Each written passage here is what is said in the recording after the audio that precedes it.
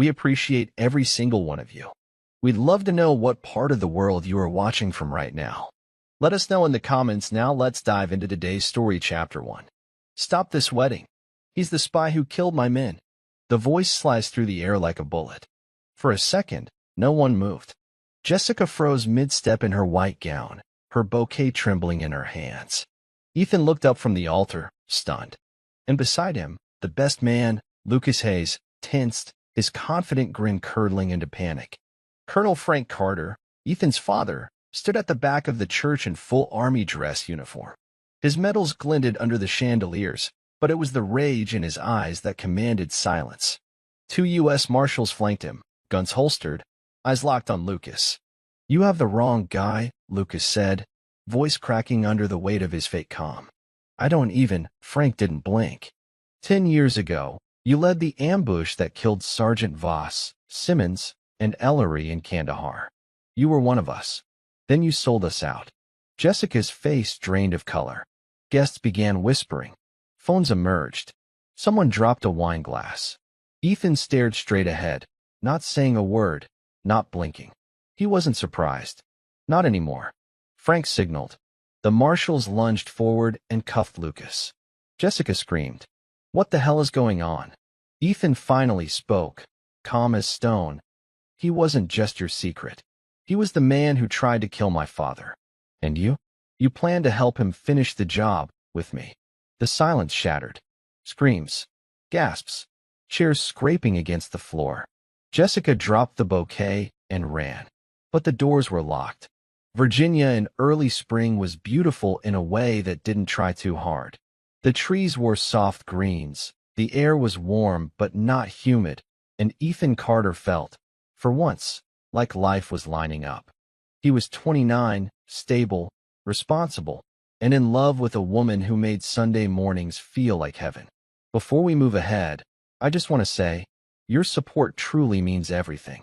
We're building something special here, and our next big goal is reaching 10,000 incredible subscribers. If you're feeling the emotions in these stories, imagine what's still to come. Subscribe now, be part of this amazing journey, and let's keep growing together. Your one click can make a real difference. Let's continue the story. Jessica Monroe, the girl with the kind of smile that could sell peace in a war zone. They met 5 years ago. Her car broke down. He offered a ride, and by the end of that drive, he knew. She wasn't perfect, but she was warm, magnetic, exciting. And he needed that. They were 2 months from their wedding. The estate was booked. The deposit for the band was paid. And Lucas, Ethan's old college buddy, had offered to be his best man, even flew in from D.C. for the full month to help with planning. But Frank Carter, Ethan's father, didn't like him. "I don't trust that one," Frank said over whiskey one night. "Too slick. Doesn't blink enough." Ethan laughed it off. "You interrogated insurgents for 20 years. You think everyone's suspicious." Frank didn't smile. "No, I think killers can hide behind charm." Still, Ethan brushed it aside. Lucas had always been the life of the party. Charming, sure. But Jessica got along great with him, maybe too great, in hindsight. That day at the bakery, when Jessica giggled at one of Lucas's stupid jokes while Ethan signed the cake receipt, something twisted in his gut. It was the way she touched his arm. Barely anything. But Ethan saw it, and he never forgot it. Lucas Hayes was the kind of man who always knew when a camera was pointed his way and exactly what angle to hit. With sea blue eyes, square jaw, and a laugh that made people feel like they belonged, he fit in anywhere. That's what made him so dangerous. He slipped into Ethan's wedding plans like a snake into tall grass. He helped Jessica pick florals, gave speeches at the rehearsal dinner, even took Ethan's measurements when the tailor canceled last minute. Always helpful. Always smiling. But Frank kept watching. He'd seen men like this before. Smiles that never touched the eyes. Jokes rehearsed to deflect scrutiny. At first, Frank thought it was just instinct. Until he saw Lucas polishing his shoes outside the guest house right-handed. That was the first flag. Lucas was left-handed in college. Later that night, Frank went through his son's guest sign-in sheet. Lucas's handwriting matched a classified report from a decade ago. A defector who vanished mid-mission. The man they only knew as Shade. Frank's blood ran cold. To his old unit. To a man named Grayson, who owed him a life debt. And that's when the real story began. The wedding rehearsal should have been a celebration. A soft breeze carried the scent of fresh-cut grass over the estate lawn. Bridesmaids in pastel dresses laughed as the officiant ran through the ceremony steps. Jessica beamed in her white rehearsal dress, acting every bit the blushing bride-to-be. Ethan stood beside her, smiling like a man in love. But Frank Carter wasn't smiling. He sat in the back, quiet, observing. He had always been a man of few words, the kind of father who taught lessons by action more than lecture. And right now, his instincts screamed louder than any war zone had. He watched Lucas, how his eyes lingered on Jessica a second too long. How Jessica didn't flinch when Lucas brushed her waist during a mock entrance. It wasn't an accident. It wasn't innocent. Later that evening, during dinner, Frank pulled Jessica aside. He didn't mince words. You and Lucas. There's something going on. Jessica blinked, then laughed. But it was hollow. Frank, he's like a brother to Ethan. That's not what I asked. She put on a smile. You're reading too much into it. Maybe it's time you relaxed a bit. Frank's jaw flexed, but he nodded. Sure. He let her walk away, but her pupils had dilated. Her pulse had jumped. Years in interrogations taught him how to read bodies, not just faces. That night, Frank sat alone in the study. He opened a folder on his tablet, classified documents, marked in red. He enlarged the photo from 2013, the grainy image of a man in tactical gear walking away from a burning outpost in Afghanistan. Then he opened Lucas's Instagram. Same gait, same facial structure. A birthmark behind the left ear. It wasn't a coincidence. It started with a whisper.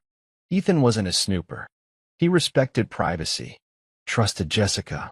But something had changed over the past few weeks, something subtle and offbeat, like a song playing slightly out of tune. She was warmer in public, colder in private. Kisses started to feel like obligations. That night, as he came downstairs to grab his laptop charger, he heard her voice, soft, flirty, almost seductive. He paused on the staircase, listening through the thin crack of the kitchen door. After the wedding, he'll never see it coming. A pause. I want to watch him realize it. Every second of it. Ethan's stomach dropped. He stepped closer, his heartbeat thudding like boots on concrete. Jessica's voice continued. You promise we're leaving that night? The policy pays fast, right? She laughed. That's why I told him I wanted to hike the cliffs. Alone time. Romantic, remember? Ethan backed away like a ghost, each step heavier than the last. He returned to their bedroom, pretending nothing had happened. He lay beside her, breathing through the panic, as she climbed into bed and kissed his shoulder. Her lips felt like ice. He didn't sleep that night. At 2:34 a.m., while Jessica snored softly beside him, Ethan opened her phone. The password? Her birth year and lucky number. She hadn't even tried to hide it. His fingers trembled as messages loaded. Jessica, I checked. His life insurance kicks in right after the vows. $500,000. You and me, baby. Lucas, will disappear by Tuesday. Ethan's hand went numb. The woman he loved wasn't just cheating. She was planning his death. The next morning, Ethan played dumb. He made her coffee, kissed her cheek, told her she looked beautiful in her robe. Inside, he was screaming. He waited until she left for a fitting, then tore the house apart. Second phone? Found it. Hidden inside a tampon box in the back of her closet, classic misdirection. It was older, cracked screen, but powered on. No lock code. What he found made the first discovery feel like a warm-up. There were voice notes. Jessica, we'll say it was an accident. The trail gets slippery. He falls. Easy. Lucas, you push. I'll clean up. No body, no crime. Hundreds of photos. Cash transfers. Hidden email accounts. Hotel key cards saved as pictures. Dates matching weekends when Jessica claimed she was visiting her sister in Charlotte. Ethan slumped against the wall, shaking. Then his phone buzzed. Dad, 10:06 a.m. You were right. Lucas Hayes is not who he says he is. Attached was a PDF. military records, CIA blacklisting, a manhunt file. Lucas had faked his death in Pakistan. He was declared Kia, but his body was never found. And now he was back, in Virginia, posing as Ethan's best man, sleeping with Jessica, plotting a murder. Ethan's breath caught in his throat. The world around him blurred. But not from panic. From clarity. He wasn't going to confront them. He wasn't going to cry or scream.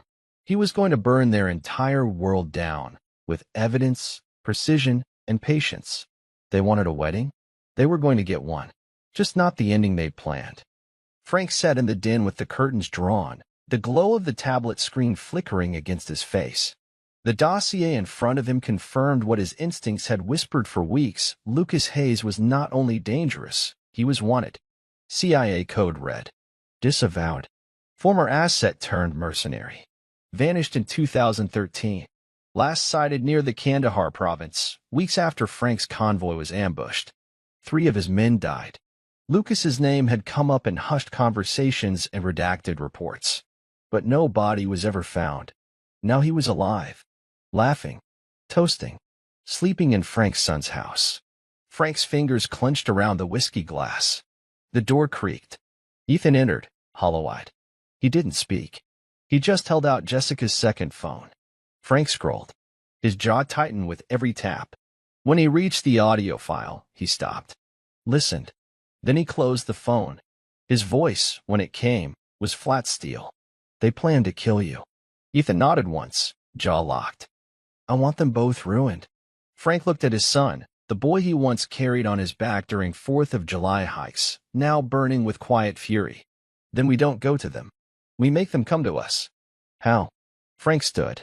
We give them what they want. A wedding. A honeymoon. And we make sure the end isn't ours. He picked up his phone.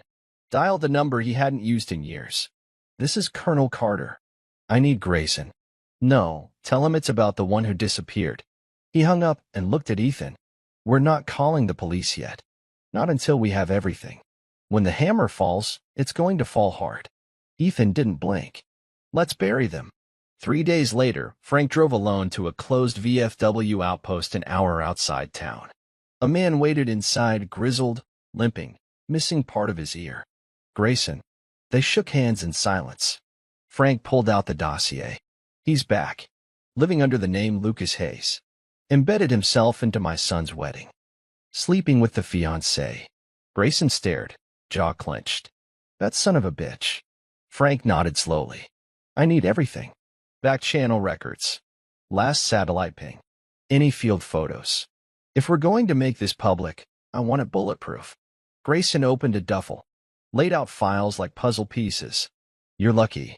Someone flagged him 2 months ago in Tijuana. Facial recognition hit. CIA buried it. Classified it as a false match. Frank's eyes narrowed. It wasn't. They worked for hours, piecing together a trail. Lucas had traveled under 5 identities. All clean. All ghost-like. But one mistake stood out. A motel registration in Maryland under the alias Marcus Holloway. Paid in cash. But the car? It was a rental, booked with a card under a fake shell company. Frank smiled grimly. He got sloppy. He never thought anyone would come looking. Grayson slid a burner phone across the table. When you're ready, call this number. My guys will intercept the honeymoon flight. But if you want to make a scene, oh, I do, Frank said. At the altar. I want his last taste of freedom to be the second before I break him in front of 100 people. Grayson exhaled. You always did love fireworks. Frank looked up, eyes cold. This isn't about fireworks. This is about revenge. For my men. For my son. He paused. And for every bastard who thinks they can kill and disappear. Back home, Ethan sat in his office, a mountain of evidence on the desk, printed texts, photos, a USB stick with video clips from motel cameras. All backed up twice. One copy with Frank. One with a lawyer friend under strict instruction. If anything happens to me, release it all. He stared at Jessica's face in the photos. The way she smiled up at Lucas like he was the sun, and she was ready to burn just to feel warmth. There was no confusion now. No room for doubt. This wasn't weakness. This was war. The door creaked open. Jessica leaned in, holding 2 mugs. Hey, babe. You've been holed up all morning. Coffee. He turned, took the mug. Forced a smile. Thanks. Just reviewing the honeymoon itinerary. Her eyes lit up. You're still okay with the Colorado trip? I know it's remote, but it'll be so romantic. Absolutely, Ethan said, masking his voice perfectly. I'm looking forward to it. She beamed. I knew you'd love it. Just us, out there. No distractions. Exactly, he said softly. Just us. As she walked away, humming, Ethan opened his laptop and finished syncing the last set of files to a hidden cloud drive. The plan was in motion. Every text she sent now was screen recorded. Every call was being mirrored. But one file stood out, an old audio from Lucas. A throwaway comment Ethan almost skipped over. Lucas, laughing, if the dad ever gets in our way, I'll finish what I started in Kandahar. Ethan's stomach turned. This wasn't just betrayal. This wasn't just greed. This was a man who killed soldiers and slept like a baby. And the woman Ethan loved had invited that monster into their home. He pressed play again. He wanted the anger to stay fresh. Because the next phase was coming. And Ethan was done pretending. The estate looked like something out of a magazine. White roses lined the stone steps, sunlight filtered through the massive oak trees, and soft jazz played in the distance. To the outside world, it was a dream wedding in progress. Inside Ethan, a war. He stood on the balcony of the guest suite, adjusting his tie in the reflection of the window rather than the mirror. He didn't want to look himself in the eye. Behind him, Jessica twirled in her dress, humming to herself. Can you believe it's tomorrow? She said, grinning. I can't wait to call you my husband. Ethan forced a smile. Almost there. She crossed the room and slipped her arms around his waist. This is the happiest I've ever been. He stared at her hands on his stomach. Delicate, perfectly manicured, capable of murder. Later that night, after she'd gone to bed, Ethan crept into the kitchen. Frank sat at the island, sipping coffee, documents spread across the table. A small laptop showed a live feed from a bug planted in Jessica's purse. Anything new? Ethan whispered. Frank nodded. She called Lucas. Told him she switched the hike location. More remote. Less foot traffic. Ethan blinked. She's improvising. No, she's optimizing. Frank slid over a map with 3 red XS. Each spot is near a cliff. No cell reception. High drop. Instant cover story. Ethan sat down, head heavy. She's done this before. Frank's eyes didn't move from the map. Or Lucas has. Silence settled. Then Frank spoke. You still sure you want this to happen at the altar? Yes, Ethan replied. Let her walk into her fantasy. Let her think she's getting everything. He stared at the wedding ring box sitting beside the evidence folder. And then let's rip it all away. Rehearsal day felt like a parade of smiles stretched too tightly. Jessica glided through the crowd like royalty, thanking guests, complimenting the caterers, even adjusting the flower girl's headband with a doting grin. Her laughter rang louder than usual, almost rehearsed. Lucas, ever the charmer, arrived late, making a joke about traffic as he slapped Ethan on the back. Tomorrow's the big day, huh? He grinned. Hope you're ready for married life, brother. Ethan smiled. Can't wait. Lucas leaned closer. Make sure to pack extra socks. Colorado's gonna be cold. He winked. Ethan laughed, but inside, he wanted to punch through his own teeth to stay calm. Later that night, Jessica and Lucas texted under aliases. J, tomorrow night. Trailhead B, 3.7 miles in. It's perfect. L, pack light. Leave the rest to me. Ethan read it all in real time. The data mirrored to his tablet. Every keystroke recorded. Frank stood beside him, arms crossed. She's ready to bury you, he said flatly. No, Ethan replied. She's ready to bury a version of me that no longer exists. They printed the final batch of evidence and sealed it in labeled folders. Each one had a copy of Jessica's texts, audio recordings, and financial transfers. One for the officiant, one for the lawyer, one for the U.S. Marshal already hiding in the crowd. Ethan closed the last folder and exhaled. Let them smile. Let them laugh. Frank nodded. Because tomorrow, they choke on it. The final rehearsal ended with champagne flutes clinking and cameras flashing. Jessica gave a teary-eyed speech about forever love and finding her soulmate, while Lucas looked on, smirking behind his glass of wine. Ethan's stomach turned, but he played his part, kissing her hand and whispering sweet nonsense that made guests sigh and smile. When the crowd thinned, Lucas caught Ethan alone near the back exit. "You ready for the best hike of your life, man?" he said, voice low. Ethan met his gaze, looking forward to the views. Lucas chuckled. "Yeah, they'll take your breath away." The words lingered like poison in the air. Later that night, Jessica stood in front of the mirror in her bridal suite, eyes gleaming as she tried on her veil. "I feel like a queen," she whispered. "You look like one," Ethan said from the doorway, watching her. She turned. Do you think we'll really be happy?" Ethan walked in, placed his hands on her shoulders. "I think we're exactly where we're meant to be." She smiled and kissed him, and he let her. But as he left the room, he whispered under his breath, "See you at the altar." The trap was set, every mask polished, every camera in place. The next time she smiled at him would be the last time she smiled free. Morning sunlight leaked through the blinds of the bridal suite as Jessica zipped her white leather travel bag. She'd packed light, just like Lucas told her to. Hiking boots, a black windbreaker, 3 changes of clothes, and hidden in the lining, a burner phone and small black envelope. Inside the envelope, printed copies of Ethan's life insurance policy, now active. She looked at her reflection, hair in soft waves, skin glowing. She smiled at herself. "You did it," she whispered. "After tomorrow, we're free." She tucked the envelope inside the bag's hidden pocket and clicked it shut.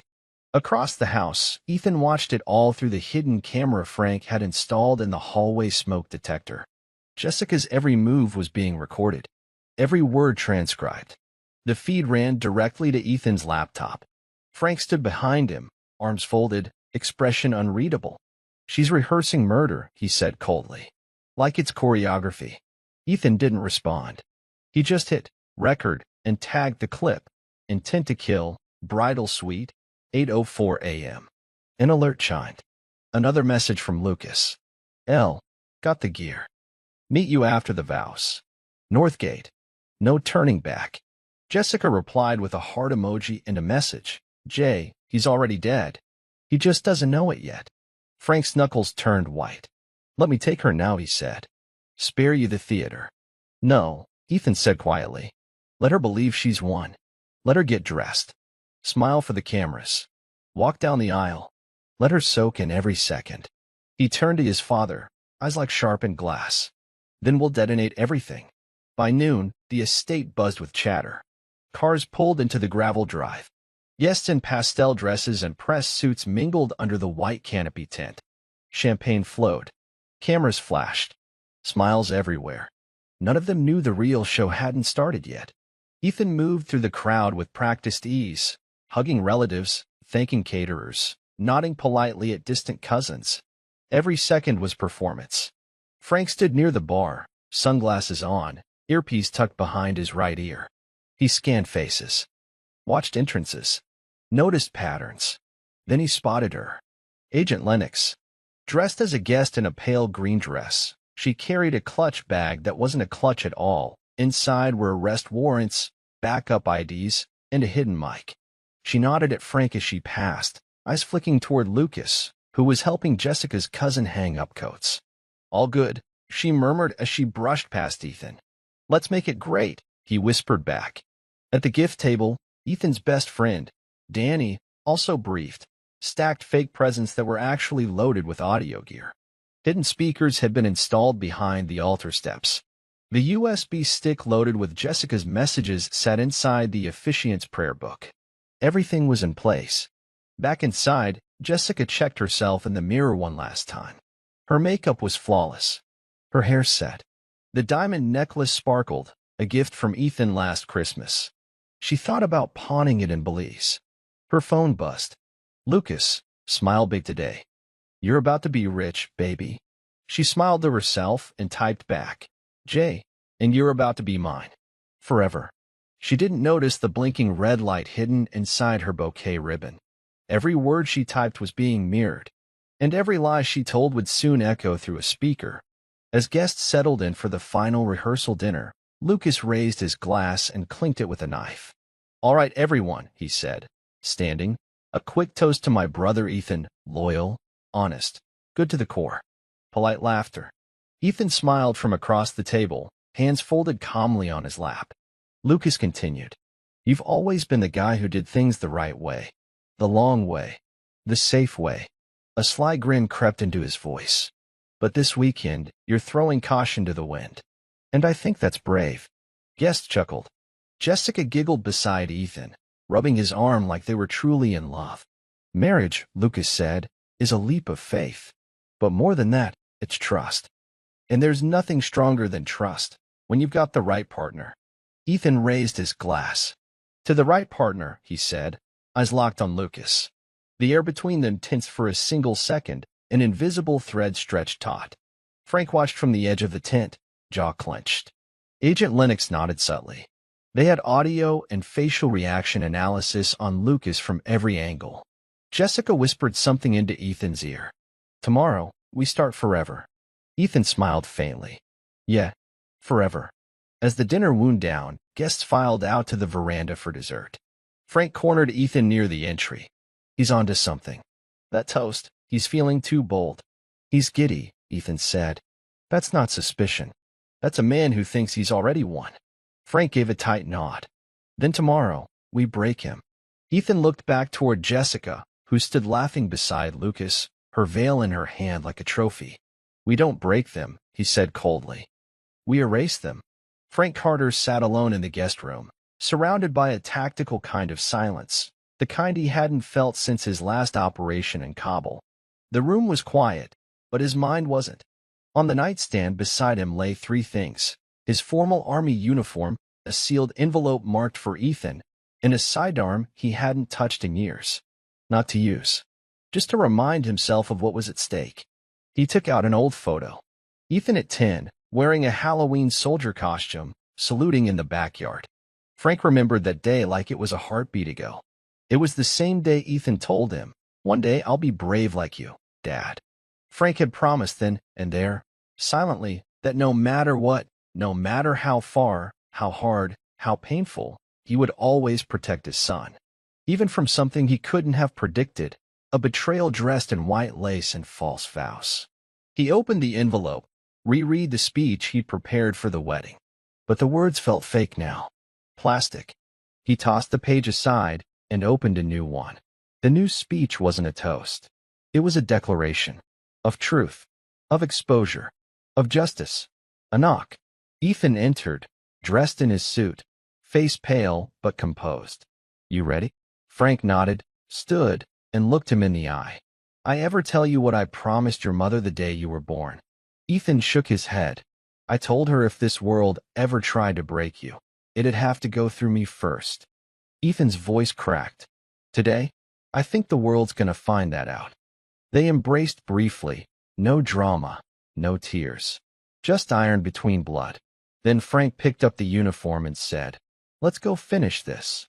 Jessica stood behind the closed door of her dressing room, bouquet in hand, veil pinned tight, makeup flawless. She looked exactly like the woman she wanted the world to see, ethereal, innocent, glowing. But her phone, tucked into the side pocket of her purse, held a truth her face never would. "Lucas, final check-in. North Trail's clear. Meet time, 7:15 p.m. GPS locked.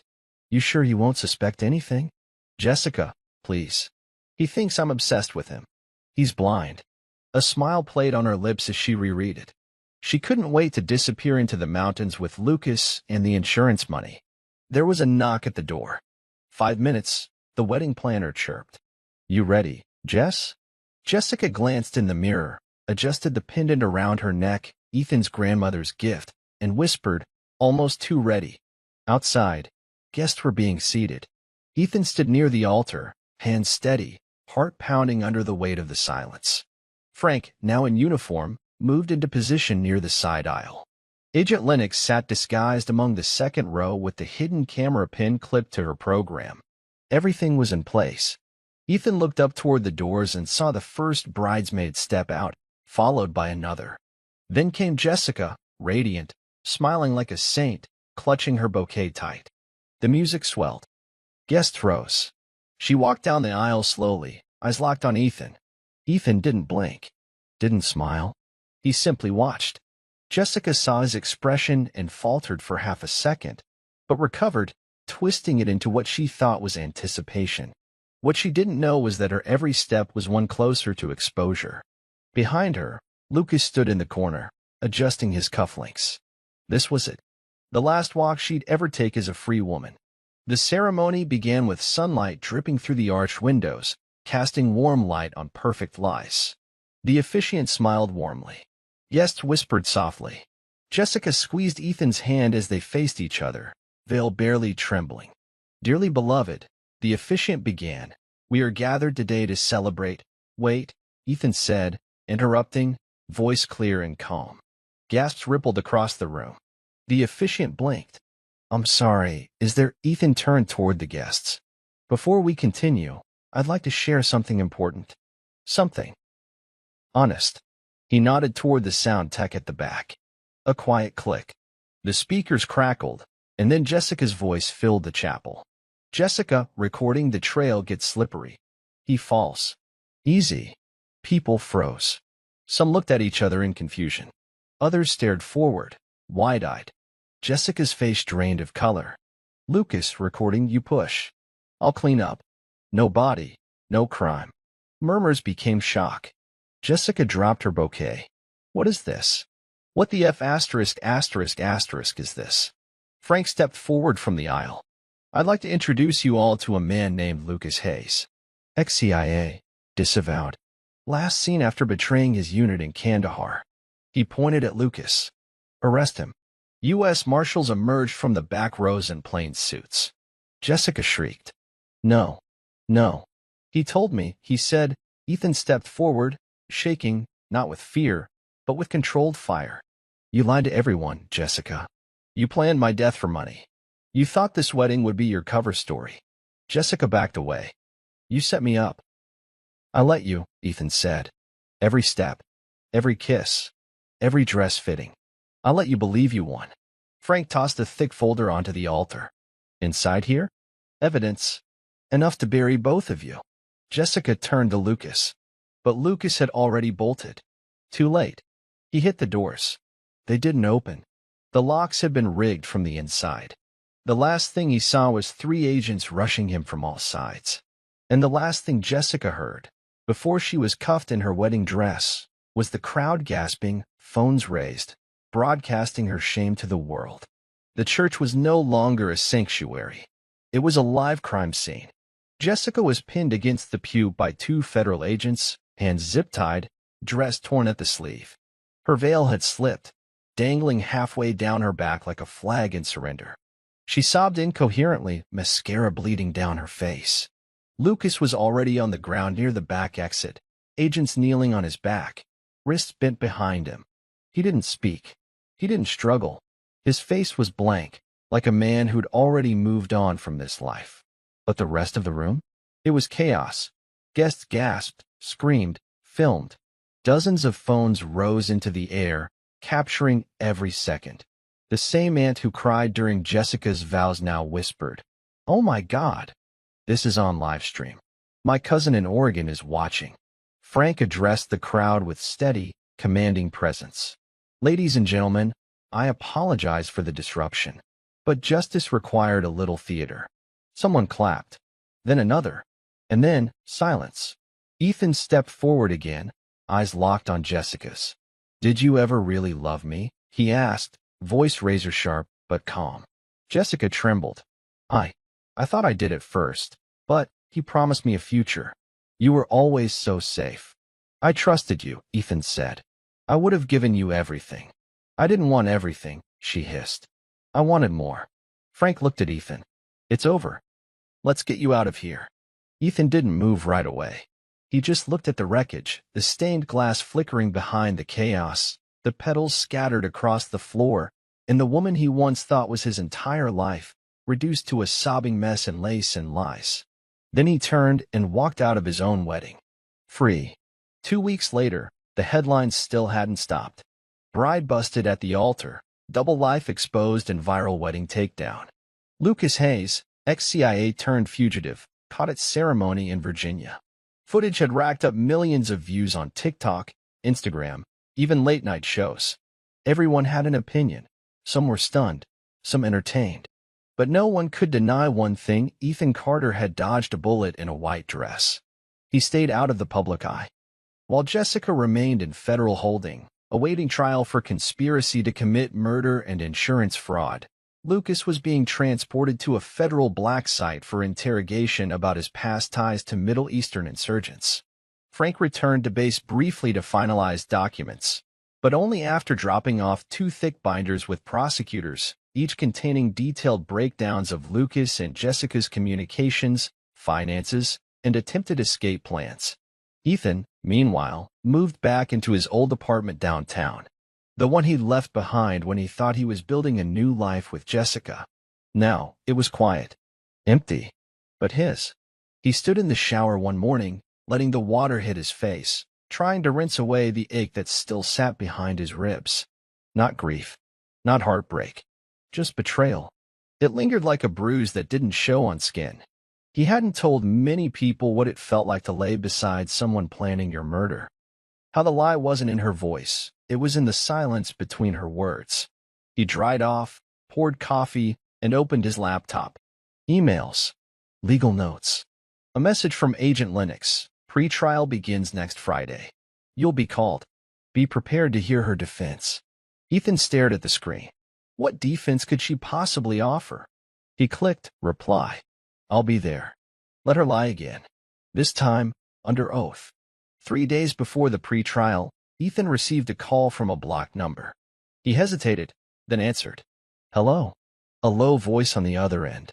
I need to meet. Tonight. The coffee shop on Rosemont. Come alone. The line clicked dead. He knew that voice. It belonged to Greg Tolson, an old college roommate who'd once been Ethan's closest friend. They drifted after graduation. No bad blood. Just life. But Greg had also been Jessica's coworker. And now something felt wrong. That night, Ethan entered the dim cafe. Greg sat in the back corner, hoodie pulled up, eyes hollow. You're lucky, Greg said. You got out. Ethan sat across from him. Why are we here? Greg swallowed hard. They tried to rope me in. A year ago. Jessica said they were planning something huge. She needed help rerouting digital payment logs for the insurance policy. Ethan froze. You helped? I didn't know the details, Greg said quickly. She told me it was just to hide some funds for a business. But then Lucas called me. Offered me a cut. Said it was a retirement plan. Ethan's fists clenched. So you sold me out. Greg looked down. I backed out. Ghosted them. But I didn't warn you. I was a coward. Ethan stared at him. You're gonna testify. Greg blinked. What? You want to make this right? You go on record. You tell the court what you knew. What they said. How deep it went. Greg hesitated. If I do, Lucas's people might come after me. They already know your name. Greg nodded slowly. I'll do it. Ethan stood. Good. Because the story isn't over. And everyone who had a hand in this, every one of you, is going down. Ethan sat in the courtroom lobby, dressed in a charcoal suit, fingers tapping against the edge of a paper cup. He wasn't nervous. He wasn't angry. He was waiting.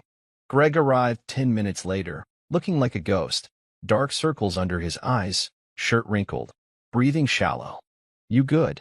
Ethan asked, not moving. Greg nodded, but didn't speak right away. Then, she's in there, already talking to her lawyer. Ethan didn't ask what she looked like. He didn't care. They were called in. The courtroom wasn't full, just early pre-trial attendees. Judge, lawyers, clerks, security. Jessica sat at the defense table in a muted gray blazer, hair pulled back, face pale but composed. She didn't look at Ethan. She looked through him. The judge spoke. Mr. Carter, are you prepared to present witness testimony today? Yes, Your Honor. Greg was called to the stand first. He sat down, eyes fixed on the judge, not Jessica. Mr. Tolson, did the defendant ever speak to you about falsifying digital records tied to Ethan Carter's life insurance policy? Yes.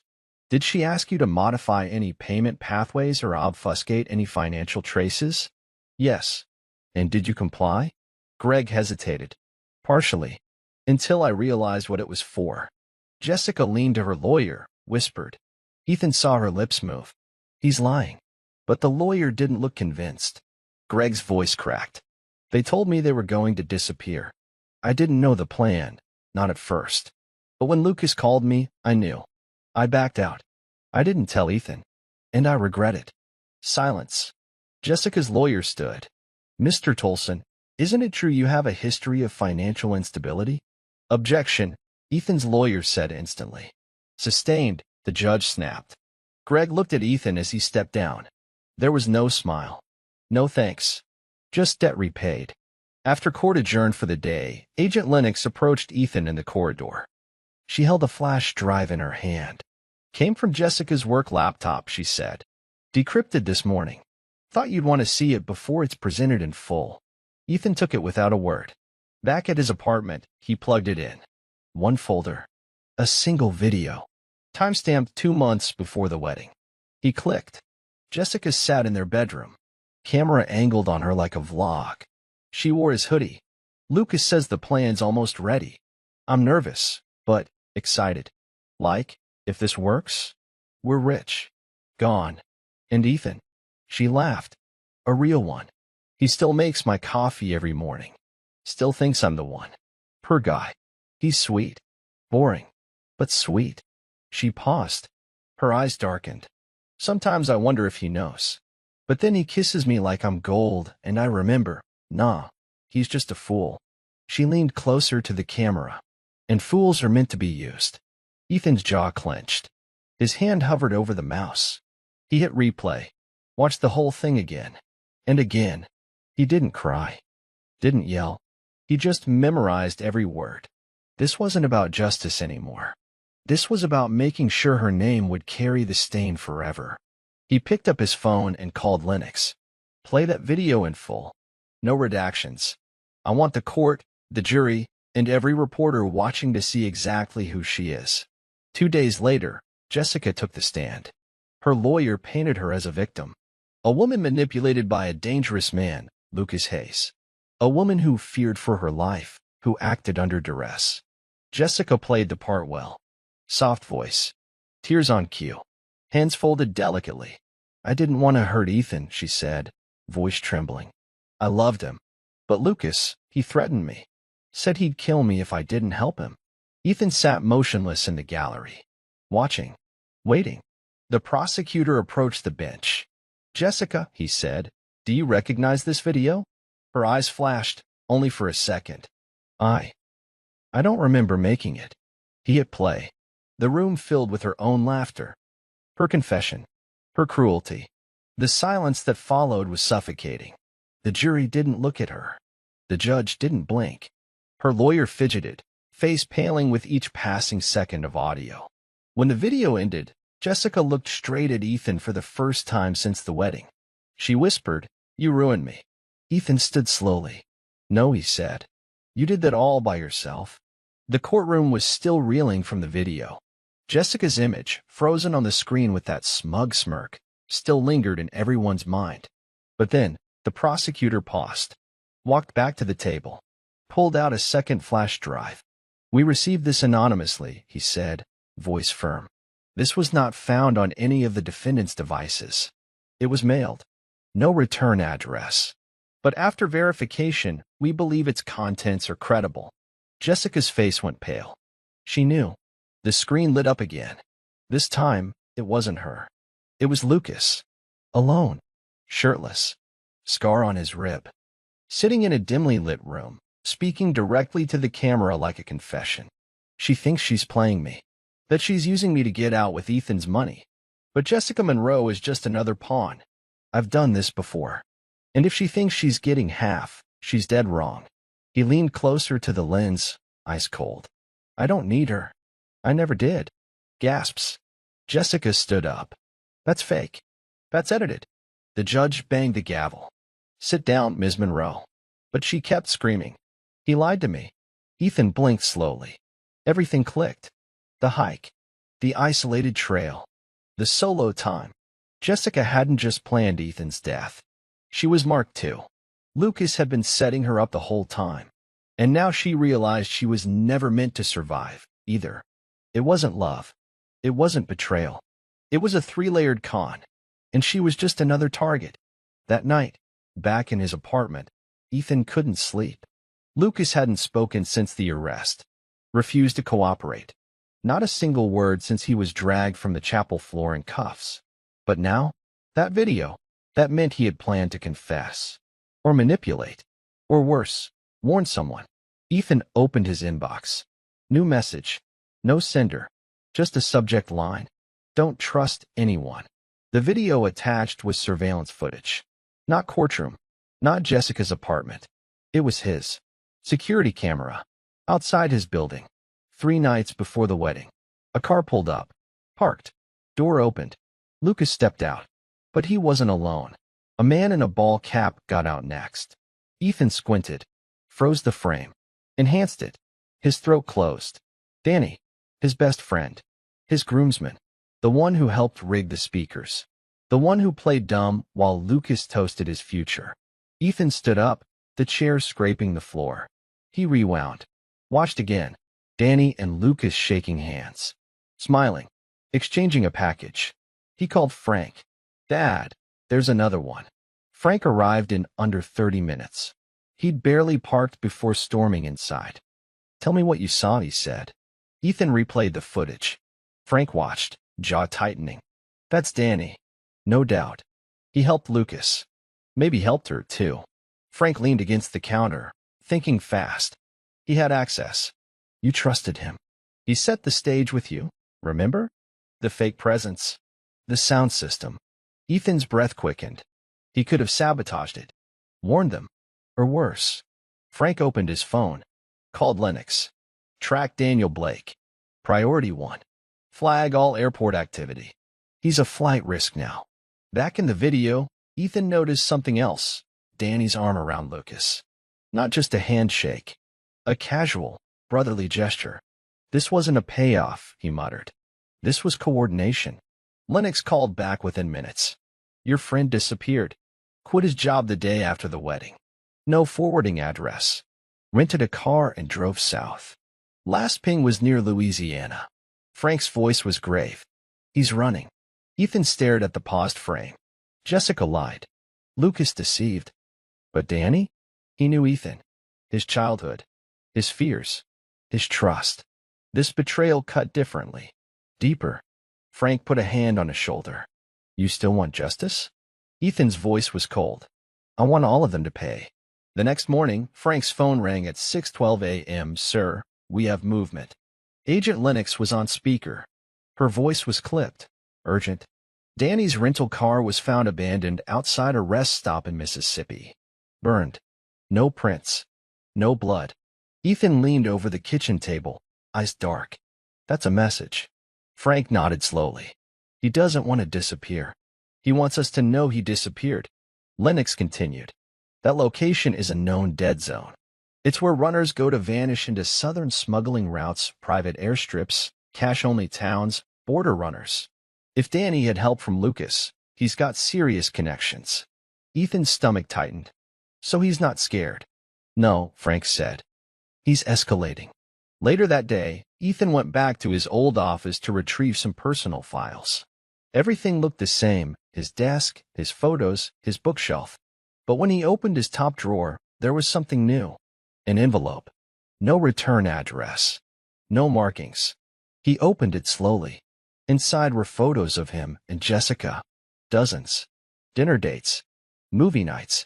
Even a photo of Ethan sleeping in bed, vulnerable, unaware. And on the back of the last one? A single sentence in red ink. You always were too easy to love. Frank stared at the note. He's taunting you. No, Ethan said, breathing hard. He's showing me he was always watching. Frank and Ethan sat across from Agent Lennox in a closed-door debriefing. He's been hiding in plain sight for over a year, she said.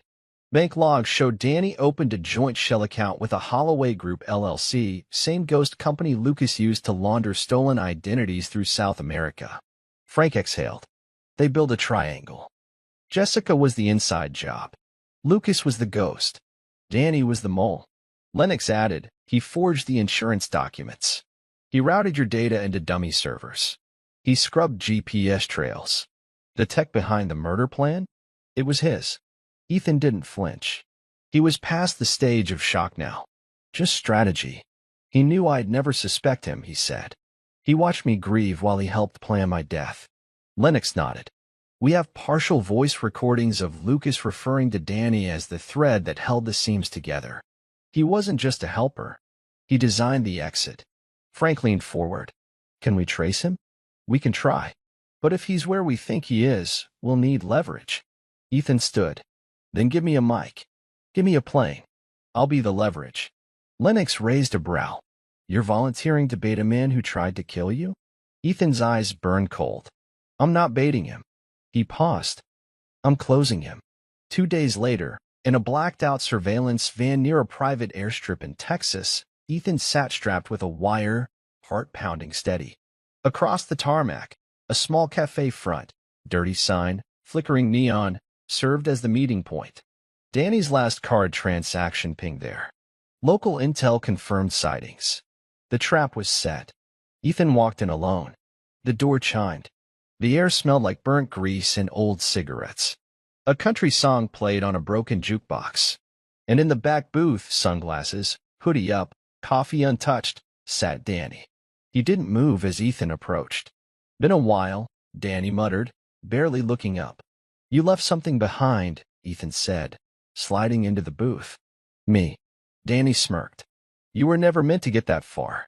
Neither were you, Ethan said calmly. A long pause. Danny finally met his eyes. So what now? You gonna drag me back? Play hero again?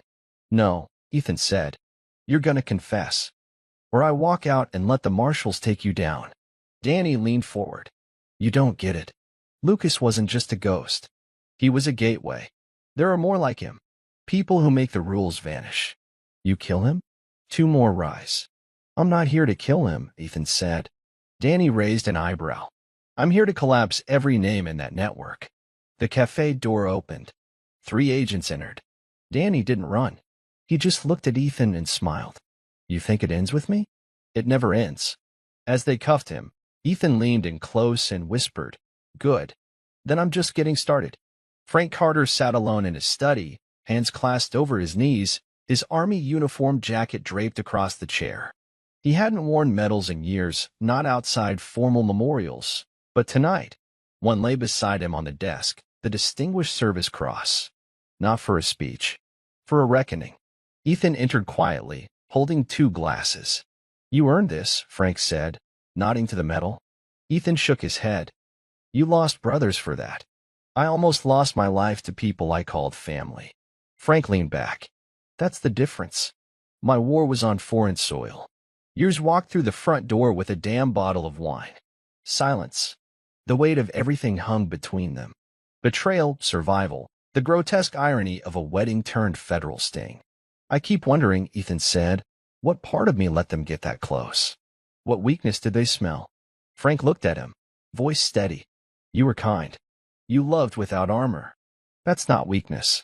That's why you survived. Ethan's jaw tensed. I didn't survive. I buried myself inside lies for 5 years. Frank slid the medal across the table. You came out clean. That's all that matters. Ethan stared at it. Then him. I'm not done yet. Jessica sat in an orange jumpsuit, chained at the wrists, a public defender at her side. Her eyes were hollow now, no sparkle, no seduction. Just calculation. The prosecutor dropped a manila folder in front of her. New charges. Wire fraud. Conspiracy. Attempted murder. Tech-assisted laundering. You'll never see daylight unless you help us bury Lucas. Jessica's lawyer leaned over. They're offering 20 years if you flip. Jessica didn't flinch. What about immunity? The prosecutor laughed. You planned your fiancé's murder. In a wedding dress. You don't get immunity. Jessica's face hardened. You need me. No, a voice said from the back of the room. Ethan stepped in, arms crossed, flanked by Agent Lennox. Jessica's breath caught. "You're not part of this meeting," her lawyer snapped. "I am now," Ethan said. "I'm the victim, and I'm here to say, don't bargain with her. Let her rot." Jessica stood.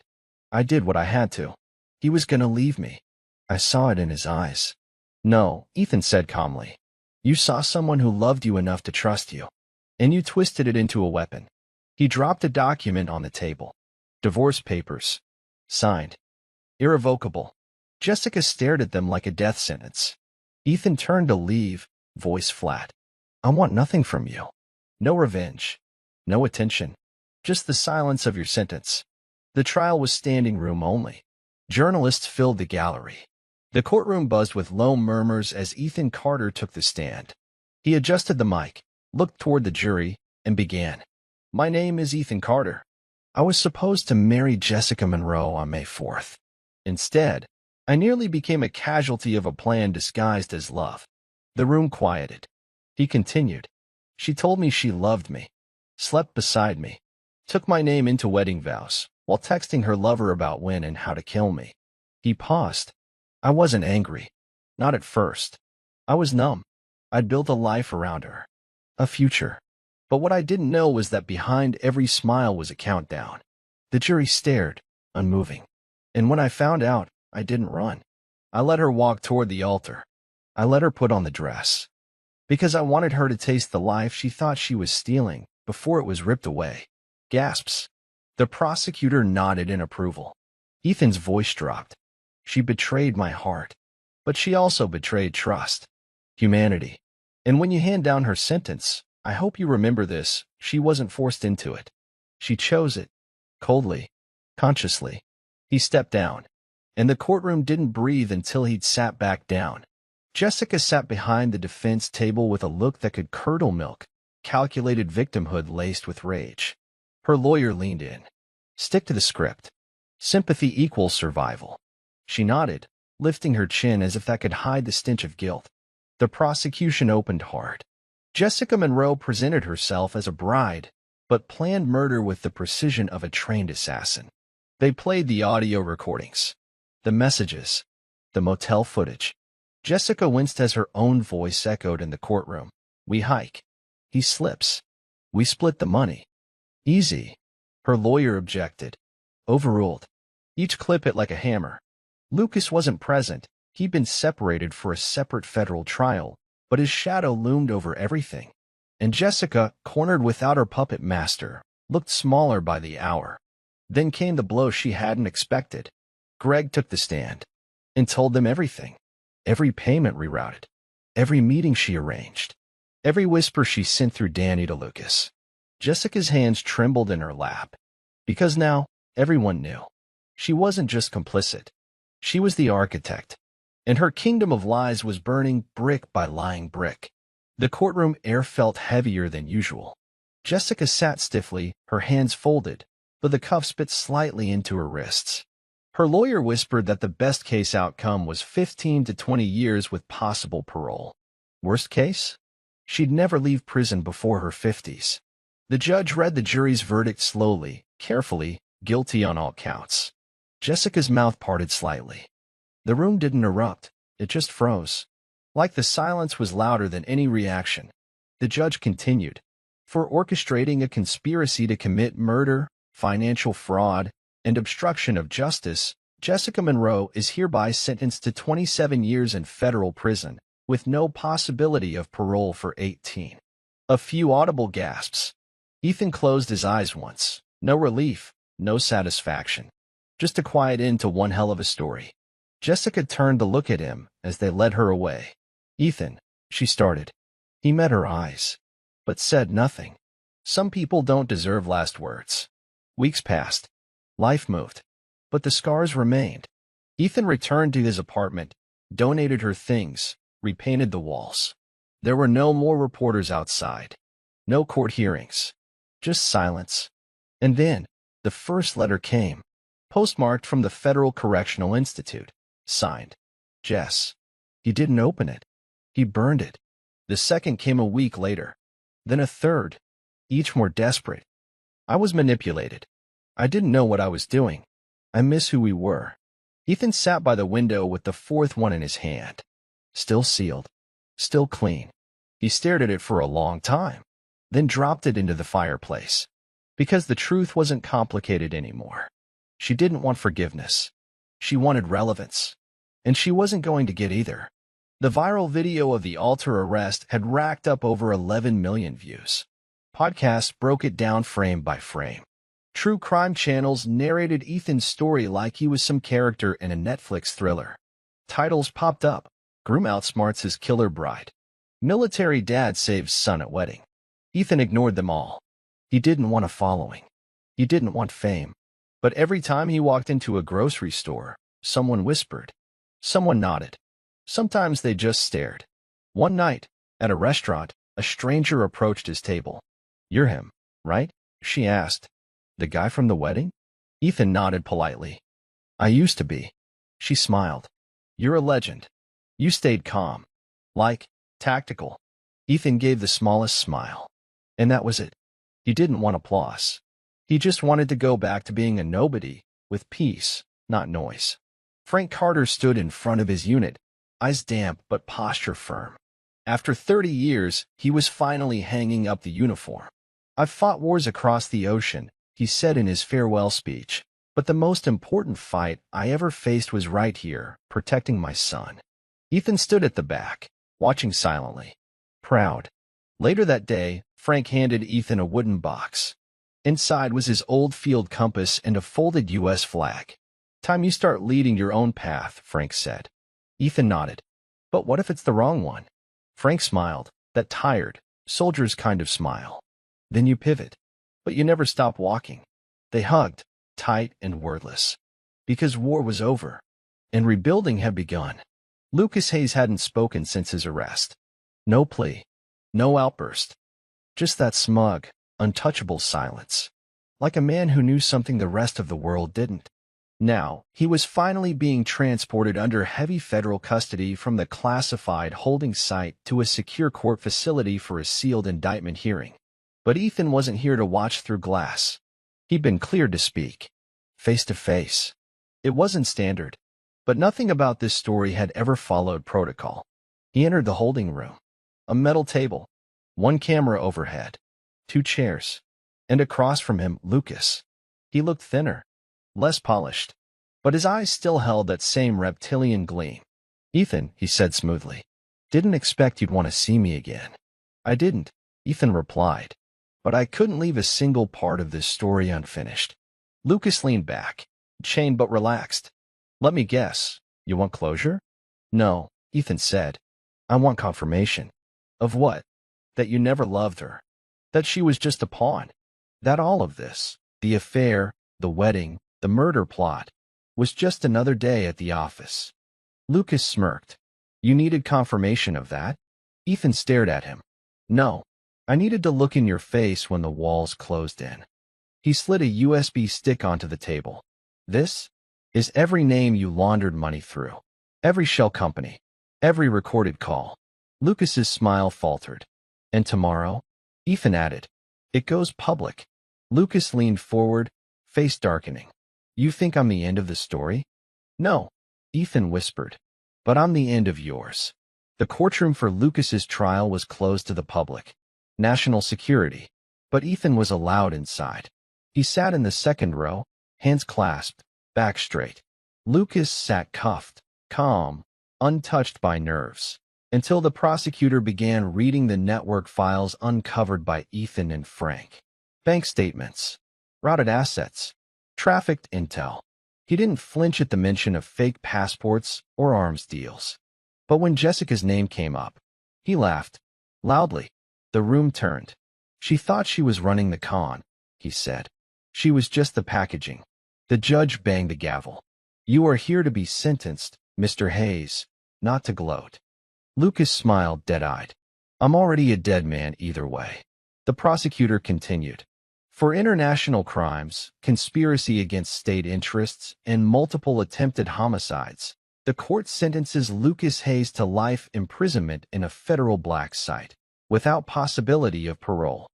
Lucas simply turned toward Ethan and winked, but Ethan didn't flinch, because Lucas was right about one thing. He was already a dead man, and dead men don't get the last word. Weeks later, Ethan sat on a bench in the local park where he used to run with Jessica. The memories didn't hurt anymore. They didn't sting. They just existed. Frank joined him with 2 coffees. "No headlines today," he said. "Feels weird." Ethan smiled faintly. Peace always does it first. They sat in silence for a minute. Then Ethan asked, "Did you ever think we'd come out of it this clean?" Frank sipped his coffee. "No such thing as clean when blood's been promised." Ethan nodded.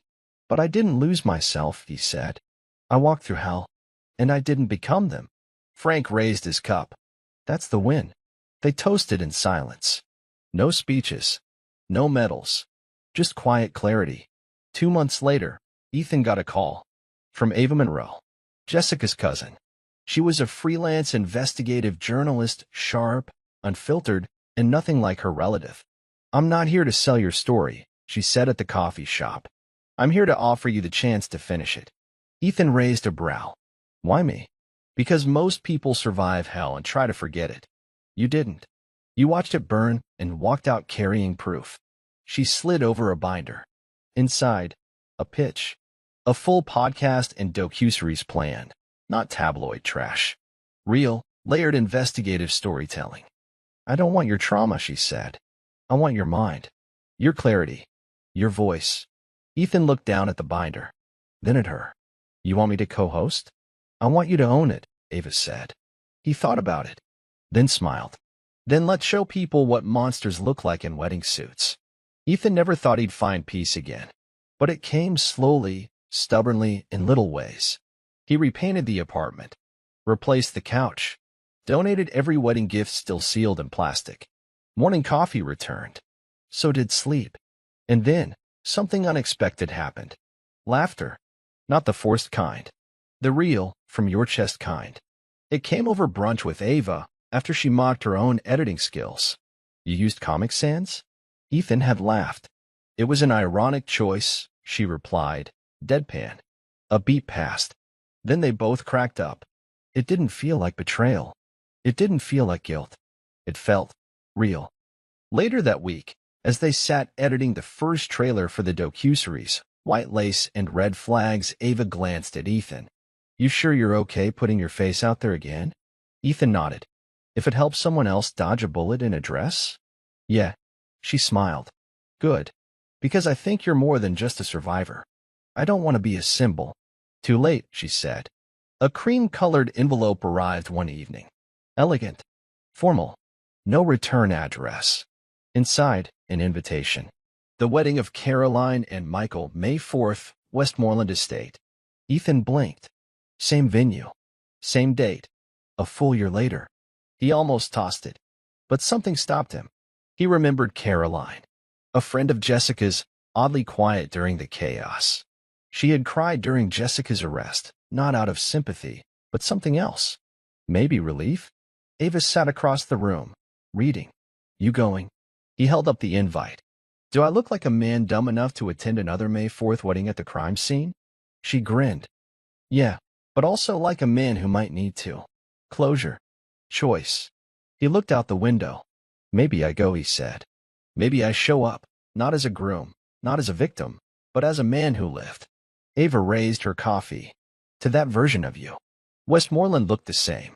Perfect hedges. White chairs. Roses climbing stone walls. But Ethan wasn't walking toward an altar this time. He was just a guest. He wore no tie. No panic. Just calm. People whispered as he passed, some recognizing him. But most just nodded. He nodded back. Caroline greeted him with teary eyes. "I wasn't sure you'd come." He smiled gently. "I wasn't either." She hugged him. "You being here, it means more than you know." He sat in the third row, beside Ava, who carried a small recorder for a bonus episode. "This feel weird?" she asked. "A little," he admitted, "but not wrong." The ceremony was quick, heartfelt, simple. No lies. No tension. When the couple kissed, Ethan clapped. No performance. Just honesty. For once, love didn't feel like a threat. It felt like hope. Back at home that night, Ethan received a call from Agent Lennox. You have a minute? Always. She sounded tense. Something came in through an internal audit. We missed it in the original sweep. He stood alert. What is it? A wire transfer. Small. Quiet. Buried deep in an offshore crawl space. Made 2 weeks before your wedding. Ethan's heartbeat picked up. Lennox continued. It wasn't from Jessica. Or Lucas. It came from a third party. He froze. Who? She hesitated. Rachel Carter. Ethan blinked. My mother's name? No, not your mother. Your stepmother. Frank's wife. The silence hit like a fist. She paid Lucas's shell company. Lennox confirmed. There's a direct trail. Ethan's mouth went dry. Why? We don't know. Yet. He hung up slowly, staring into the dark. The story wasn't over. It had just moved closer than ever before. Ethan didn't wait long. The moment he hung up with Agent Lennox, he got in the car and drove straight to Frank's house. Not a word. No warning. He knocked once. Frank opened the door in his old army hoodie, eyes tired but alert. What's going on? He asked. Ethan walked in without answering. Dropped his phone on the table. Pressed play on the voicemail Lennox had sent. Transfer from Rachel Carter, routed through Holloway Group, 2 weeks prior to the wedding. Frank didn't blink. Didn't move. Ethan stared at him. Tell me you didn't know. Frank sat down slowly. She didn't tell me. That's not what I asked. Frank looked up. I didn't know until a week after the wedding. It was buried. I found it in our shared email account when the audit came through. She wired money to a shell company, and I didn't want to believe it. Why didn't you tell me? Because I didn't know what it meant. I still don't. Ethan's jaw clenched. She gave money to the same network that tried to kill me. Frank's voice dropped. I confronted her. She said it was for an investment, that she didn't know who was behind it. Do you believe her? Frank's silence was answer enough. Ethan turned toward the door. Where are you going? Frank asked. To ask her myself. Frank stood. I'll go with you. Ethan shook his head. This time. I need to finish it alone. Rachel Carter opened the door like she wasn't expecting a reckoning. Her blonde hair was tucked back. She wore soft colors. Too soft. Ethan, she said. This is a surprise. He didn't answer. Just walked past her into the living room. Is Frank okay? She asked. Ethan turned slowly. I know about the wire. She froze mid-step. The one you sent to Lucas's company. 2 weeks before the wedding. Rachel blinked. I don't know what you're talking about. Don't lie to me. Her shoulders dropped. It was an investment opportunity. I didn't know who was behind it. Rachel, you sent money to a network tied to a fugitive assassin who tried to murder your stepson. Silence. Then she spoke quietly, almost inaudibly. I thought it was just a private fund. I was in debt, Ethan. I was scared. I didn't tell Frank because he'd think I was gambling again. Ethan's face darkened. So you were ready to risk everything. Everyone. Tears welled in her eyes. I never meant to hurt you. But you did, he said coldly. And you almost got away with it. Rachel took a shaky breath. Are you going to tell him? He already knows. A pause. And he didn't come with you? No. Because he still wants to believe the woman he married didn't help fund his son's murder. Rachel crumbled into the nearest chair. Ethan stared down at her. I don't need revenge anymore. I don't even need closure. He walked to the door, pausing. I just needed to look in your eyes when you realized you never fooled me. And then he left, without anger, without noise. Just the silence of a man who's finally free. Ethan stood at the edge of the overlook where Jessica once planned to fake a tragic fall. Now, the wind was calm. The view was sharp, pure. And Ethan was alive, not just breathing, but living. He sat on the rock outcrop and let silence settle around him, a rare luxury after months of chaos, betrayal, and uncovering truth that changed everything he believed about love, trust, and even family. His phone buzzed. A message from Ava. New episode is trending. Thousands of downloads in an hour. You finally gave this story an ending. He smiled faintly. It wasn't about numbers. It was about taking the pain and turning it into something no one could twist or rewrite again. He pulled a folded paper from his coat pocket. Frank's last handwritten letter. Just 4 words. You made it out. Ethan closed his eyes. He had. Not as the man he used to be. Softer, maybe more naive, but as someone stronger, smarter, sharper, scarred, yes, but not broken. And in that stillness, one truth settled in his chest. He had outlived every lie ever told to him. It was a quiet Sunday afternoon when Ethan stepped onto a stage at a community college seminar, invited by a professor who'd followed the podcast series. The room was filled with students, families, and curious faces. He took a deep breath. This story started at a wedding, he said. Mine. Scattered chuckles. But it wasn't about a dress or vows. It was about how far betrayal can go, and how far truth has to reach to survive it. He paused, letting the weight of that hang in the air. Jessica wore a white dress. Lucas wore a smile. Danny wore my trust. And Rachel wore shame behind silence. But me? I wore the one thing they didn't expect. He leaned forward. Resilience. The room was silent. Then a hand went up. A girl asked softly, if you could go back, would you want to unsee everything? Ethan didn't hesitate. No, because the truth hurts. But lies rot, and I'd rather be wounded than poisoned. Afterward, he walked outside, sun warm on his back. Ava joined him, recorder in hand. You ready to record the final line? She asked. Ethan looked out over the lawn and spoke clearly. So here's my question for you. If someone close to you is quietly cutting the brakes on your life, would you even notice? He looked directly into the lens. And now that you've heard my story, where are you watching from? Drop your city or country in the comments below. He smiled, turned to Ava. And if this made you feel anything, hit like. Subscribe. Not for me, but for the next person who doesn't yet know they're sleeping beside a monster in disguise. He turned, walking away into the sun, voice fading with one last line.